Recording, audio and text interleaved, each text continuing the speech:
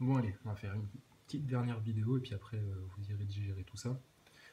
Messieurs les globistes, alors vous avez trouvé la super énigme hyper compliquée de Mercure, Vénus et Jupiter et de pourquoi il est impossible de voir ces trois planètes-là ensemble dans le même ciel la nuit? Faut être un génie pour résoudre ça apparemment, hein. Ben, vous qui traitez les platistes de débiles de demeurer, qui les incitez à retourner à l'école primaire, etc. Franchement, là, vous êtes devant votre connerie, hein. Vous êtes devant le mur très haut de votre connerie. Bon, bref. Bon, toujours pour attirer votre attention sur des choses qui, dans l'ISS, ne sont pas logiques. Alors, ça va encore tomber sur Thomas. Désolé, Thomas, hein, t'es notre Thomas national, donc il va bien falloir qu'on expose tout ça. Je me posais une question en repensant aux vidéos que j'avais fait là. Qui est-ce qui lave le linge dans l'ISS? Parce qu'on parlait du fameux gros Igor qui fait son, son jogging là, sur le tapis roulant. Et puis ils le font tous, hein, ils sont tous obligés de faire 2h30 de sport par jour, donc ils ont le temps de suer dans leur t-shirt. Ils font quoi avec leur t-shirt plein de sueur? Ils le mettent aussi dans la poubelle au fin fond du module numéro je sais pas combien, ou ils ont une machine à laver dans l'ISS? Ou alors ils rapatrient ça par container et puis il y a de nouveau un vaisseau qui atterrit sur Terre. Ils sont où quand on nous parle de batteries qui viennent décharger l'électricité statique sur la station, elles atterrissent où les batteries? Avec quoi? Il y a des navettes, c'est quoi? Les Soyuz? Et encore une fois, ça voudrait dire que toutes les semaines, il y a 3-4 fusées qui décollent, hein. Donc ils ont le temps de ramener des t-shirts de... tiens, bah, je vais te montrer ça. Ils ont le temps de ramener des t-shirts du Super Bowl, hein, je vous en parlais l'autre jour. Je vais vous montrer d'autres trucs là après.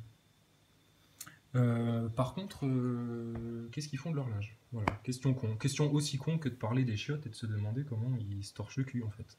Mais des questions comme ça, vous êtes en droit de vous les poser. C'est même un signe d'intelligence et puis de...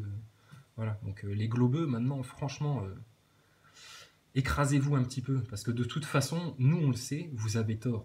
C'est même pas on en est sûr parce qu'on a envie d'y croire ou quoi que ce soit. On a vu les preuves, on a accepté de les voir et on a accepté de les tu vois, de les avaler. Parce que ça a été facile à avaler pour personne, cette histoire. Pour personne. Donc, faites profil bas, parce que vous allez tomber de très haut, les gars.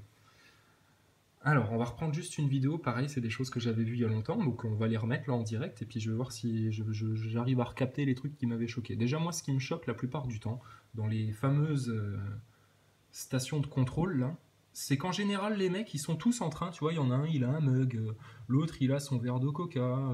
Tu regardes, là, c'est à l'ESA, mais à la NASA, c'est pareil. Et les mecs, ils sont toujours hyper relax, quoi. Alors que putain, ils devraient avoir les yeux rivés sur le PC pour voir s'il n'y a pas un petit caillou qui a fait un impact, pour voir s'il n'y a pas, je sais pas moi, un problème sur l'isolation thermique à tel endroit. Non, ils sont zen. C'est pas normal.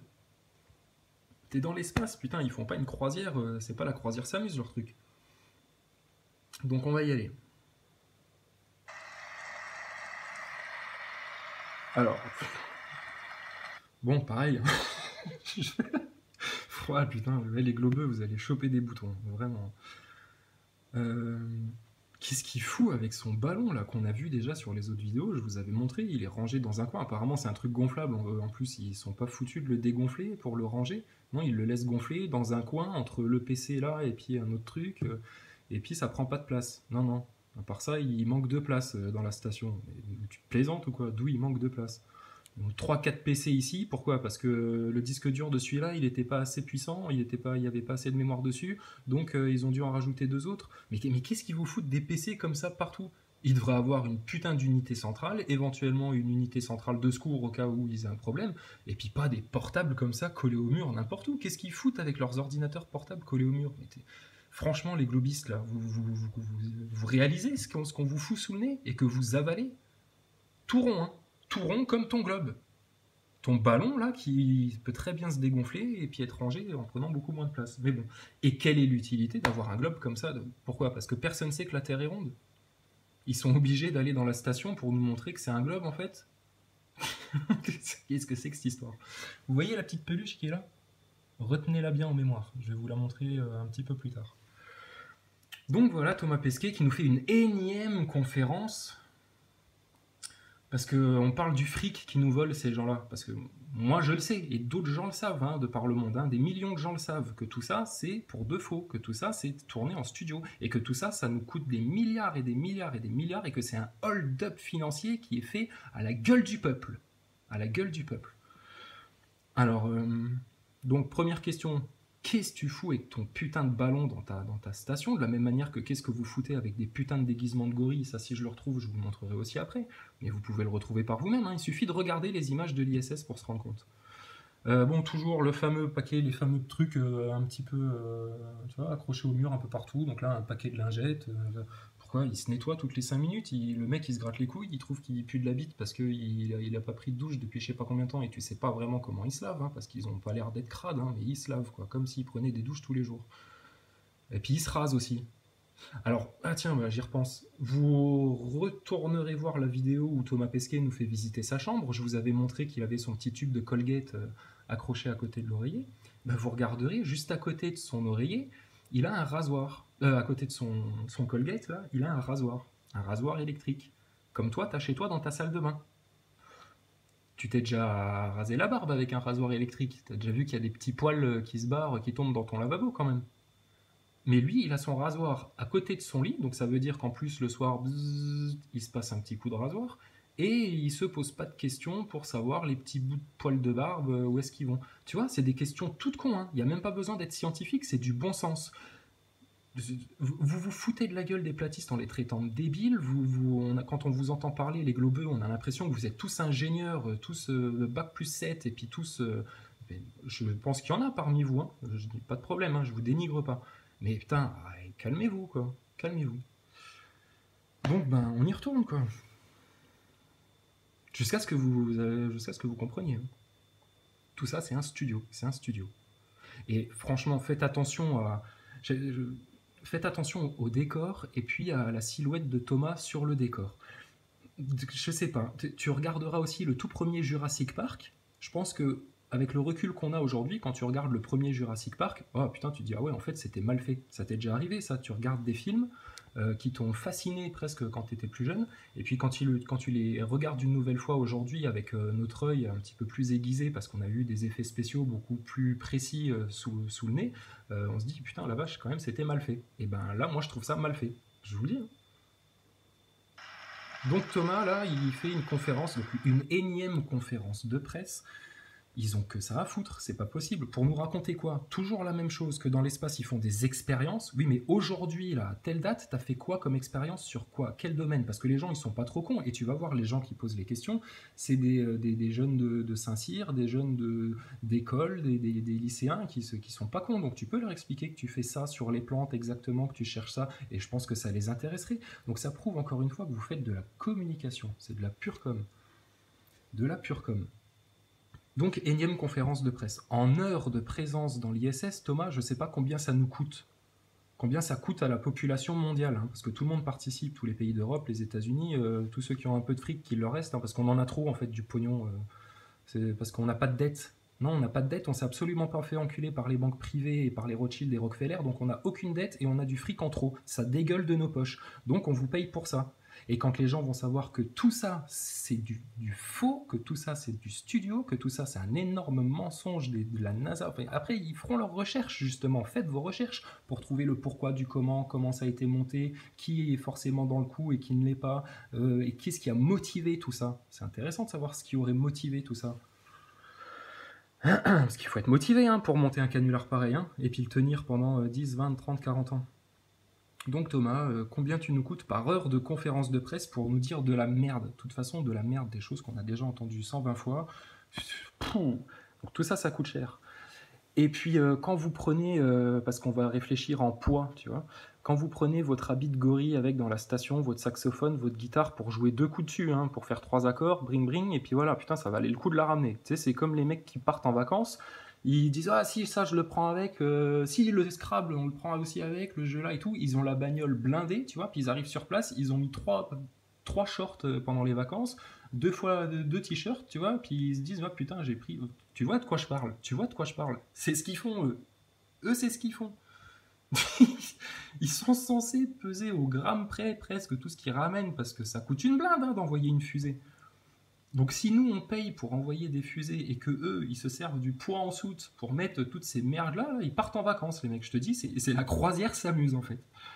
C'est la croisière s'amuse. Dommage que j'arrive pas à faire des montages avec, j'ai pas le temps surtout, de vous faire des montages avec des extraits de croisière s'amuse parce qu'on se marrait, on pisserait par terre tellement ils sont drôles ces mecs là. Regarde. Thomas, je t'en veux pas personnellement, mais bon, mais quand même un peu. Putain, tu participes à ce truc-là. On va faire quoi? On va te mettre une tape sur la main et puis on va te dire ah quand même tu nous as bien fait rêver. Ben non, non, non, non, non, non, je suis désolé. Attends, ça va pas se passer comme ça. Tu penses à tous les gamins qui sont fascinés par l'espace, tu leur vends du faux, tu leur vends une illusion. Voilà, messieurs, dames, dans quoi vous baignez tous les jours. Alors, je suis sûr de moi, hein. Je suis absolument 100% sûr de tout ce que j'avance. Et tous les gens qui sont platistes savent exactement tout ce que je vous balance là. Alors Thomas, énième conférence de presse, donc ils n'ont que ça à foutre, ils ont des PC partout contre les murs, vive la France, hein, pourquoi... T'as cru que c'était Tapio le lab? Je sais pas si t'es dans le lab, on s'en fout d'ailleurs. T'es nulle part, t'es dans un studio chez Disney. Station, here is Claudie Aigneret in Paris. Alors, Claudie Aigneret, c'était donc première astronaute dans l'espace, enfin la première femme dans l'espace, française en tout cas. Après, je connais pas l'historique de la NASA, on s'en fout. Et je crois qu'elle avait eu des soucis personnels, genre tentative de suicide, machin. Pareil, observez bien ses regards, son visage, etc. Parce que peut-être qu'elle a eu une tentative de suicide, parce que ça, tu dois mal le vivre d'avoir un mensonge comme ça sur les épaules. Faut vraiment être franc-maçon pour savoir garder un secret comme ça toute sa vie. C'est bien pour ça qu'ils recrutent que des francs-maçons chez les astronautes. Parce qu'il faut savoir le garder le secret. Et pas le balancer à ton frangin, ou à ta mère, ou à ta bonne femme, ou tu vois. Et je pense que Claudie Aigneret, c'est un truc qu'elle a mal vécu ça. Et Oh, do you hear me?